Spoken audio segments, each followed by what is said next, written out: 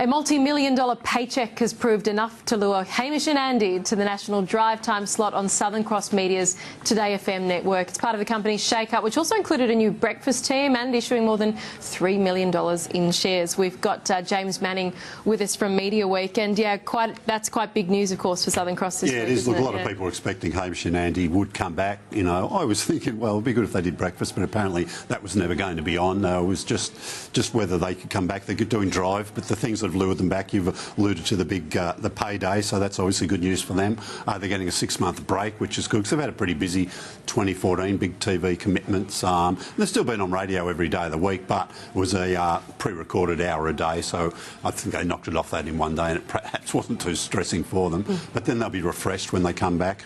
They said, we spoke to them this week, they said, look, they were never really going to go anywhere else. If they were going to come back, they would have stayed with Southern Cross Austereo. And the big winners really out of this whole thing are perhaps Dan and Maz, who now get the most crucial single radio job at Australia's biggest broadcaster. So you've really got to nail that Sydney breakfast to be a big player, and they don't get any bigger than Southern Cross Austereo, so they really want to get this right. Yeah, good stuff. Let's go to Nine Entertainment, because Nine today did confirm speculation that it's been in talks with the owners of outdoor ad company Media about buying the business.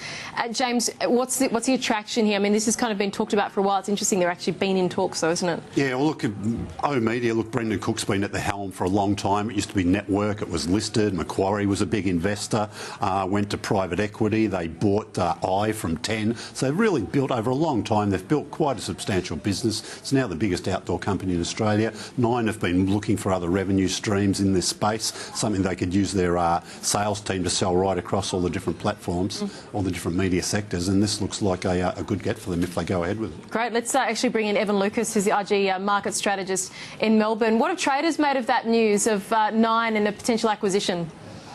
Yeah, the Nine one's been very interesting, Brooke, and the reason for it, as James just alluded to, it's all about that cross-pollination of media advertising, so both on the fact that they can get revenue in, but also actually out-promote their own products as well is why it's liking it. It hasn't been a huge mover because obviously it's a very softly approach. They have obviously released to the media the data that they are looking, but there is certainly a bit of a kick behind it. It would diversify them, as I said, and give them a two-way street in terms of advertising out and also then revenue in. So has been relatively positive. Want more data to exactly how much they're going to spend.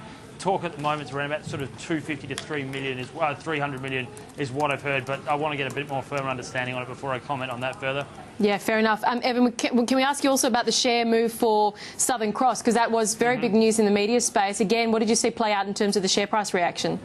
Yeah, it was a very, very big move. So the Hamish and Andy move, as obviously James just alluded to, was a very, very nice script deal. Now, it's not just the script deal they've got. They've obviously got a cash contract, but $3.35 million in script at 81 cents is the current change they saw, and that is a reasonable movement. But the share price reaction to actually seeing that Hamish and Andy were coming back saw 11.66% add to the share price.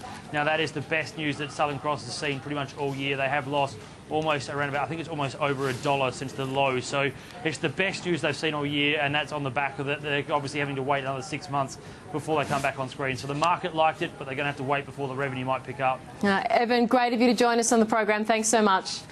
Thanks, Brooke. That's Evan Lucas from IG, and coming up on Media Week, highlights from Seven's upfronts and all the TV ratings and news.